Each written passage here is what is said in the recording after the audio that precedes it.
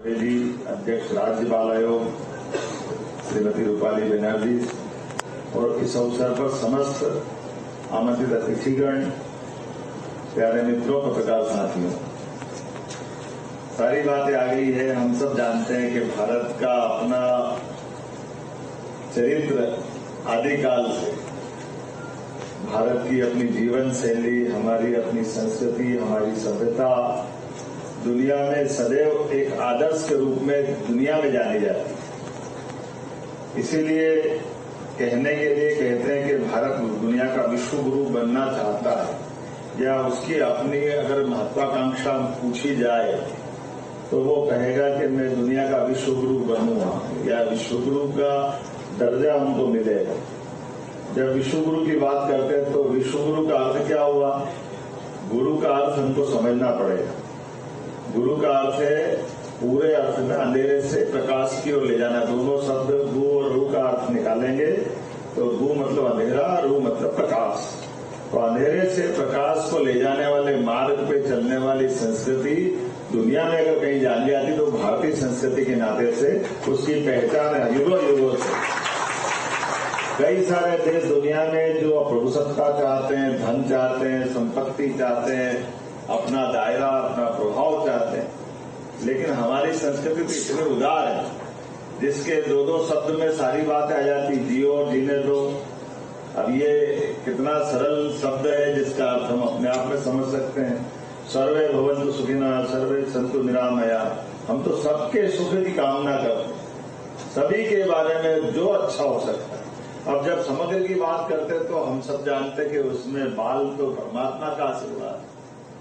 बालक की बात करते हैं तो बालक को हम भगत के रूप में देखते हैं, जिसका चित्र हमारे लिए पूरे पुरुषार्थ और एक पराग शब्द दूंगा। तो उन्होंने कहा नहीं, कुछ नहीं, हम तो आपके बालक थे। और बालकों के रूप में उनने उनका कितना उज्जवल भविष्य देखा होगा, उनका पराक्रम देखा होगा कि बालक जब घर से कदम बढ़ाते हैं और उनको चुनौती मिलती है, उनके गुरु उनकी क्षमता योग्यता के हिसाब से उनको टारगेट देते हैं, लक्ष्य देते हैं, तो मारिच बहू को तो मारते ही मारते हैं, अपने पराक्रम पुरुषार्थ का झंडा गाड़ते गाड़ते धनुष यज्ञ तक जाते हैं और माता सीता को वर्ण करके लेके आते। और वो काल हो या 5000 साल पहले भगवान कृष्ण का काल, बालकों के पराक्रम से ही अपना देश का रोम रोम पुलकित आनंदित होता रहता है।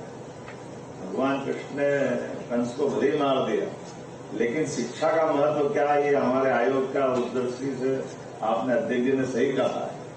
11 साल की उम्र में कभी उसके पहले तो वो गए नहीं किसी आश्रम में, गुरुकुल में शिक्षा विद्या के लिए।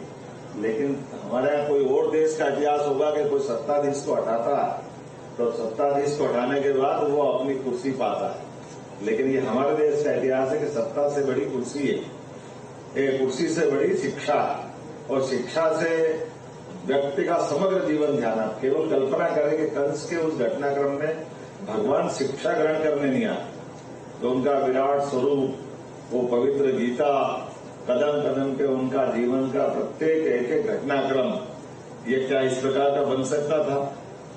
लेकिन ये शिक्षा का ही कमाल है। ये शिक्षा के कारण से भगवान का जीवन हम सब के लिए पाथवे के रूप में काम है। और शिक्षा का अनुशासन का भी उदाहरण देख लो। शिक्षा में दक्ष व्यक्ति अपनी सेना भी रखेगा तो सेना के अनुशासन का सर्वोच्च उदाहरण है। गीता में भगवान अर्जुन के माध्यम से बात रख रहे हैं, तो लोग अपन कहेंगे गीता किसके लिए कही है, तो कई बार मजाक करने वाले बोल देते हैं लोग कि गीता अर्जुन को युद्ध में उकसाने के लिए कही गई, भगवान के बारे में ऐसे मानने वाले भी। वो युद्ध करना नहीं चाहता था, लेकिन युद्ध करवा करके भगवान माने, ये भी एक पक्ष है। लेकिन ये पक्ष अधूरा है। कोई गीता को या उस दृश्य को अगर थोड़े गहरे ढंग से देखेगा तो आप अंदाज लगा लो, भगवान ने उस युद्ध में जितना अपना स्वयं का नुकसान उनका हुआ उतना तो अर्जुन का भी नहीं हुआ। भगवान ने गीता के माध्यम से अपनी आत्मा से शास्त्रार्थ किया है। जब अपनी कोई व्यक्ति, आप कल्पना करो हमारे यहाँ से कोई काम करने वाला सहायक हमारा चोट लग जाए तो नींद नहीं आती, किसी को खून निकल जाए तो हम द्रवित हो जाते। भगवान की पूरी सेना, छोटा सिपाही से लेकर बड़े से बड़ा सारे अधिकारी केवल आदेश से सामने कौरव के पक्ष में खड़े थे। और वो जो तीर चल रहे थे वो तीर अर्जुन जो मार रहा था तो वो अर्जुन के तीर केवल अर्जुन के दुश्मनों को नहीं लग रहा है, भगवान के सबसे प्रिय सेना नायकों को, सिपाही को।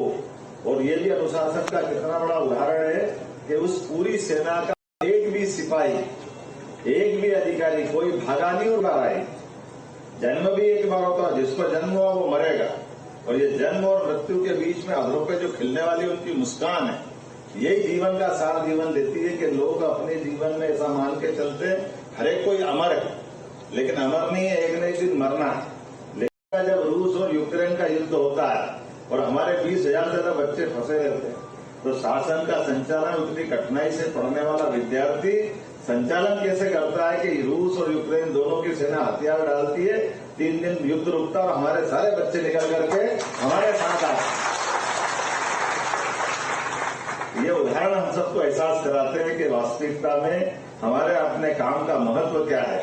मेरी अपनी ओर से राष्ट्रीय बाल आयोग अधिकार जो चाहेंगे आप आयोग के माध्यम से, ये पूरा प्रदेश आपका है, बहुत पवित्र उद्देश्य आप लेके चल रहे हो। निश्चित रूप से हम सब मिलकर के प्रयास करेंगे कोई भी बच्चा ड्रॉप आउट का शिकार न हो, जिसके जीवन में शिक्षा की जरा सा भी गुंजाइश है वो अपनी शिक्षा में दक्ष होकर निकले।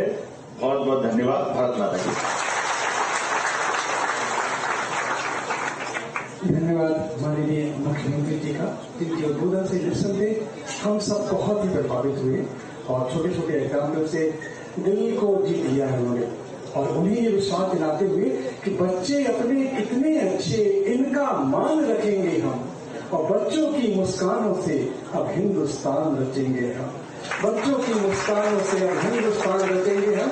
अब एक ठान दिया है हम सब ने, और आप सभी को विश्वास दिलाते हैं कि इन बच्चों की मुस्कान तो गूंजेगी हमारे विद्यालयों में। साथियों, आभार प्रदर्शन के लिए मैं बड़ी विनम्रता से आमंत्रित कर रहा हूँ सदस्य सचिव श्रीमती रूपाली गौड़।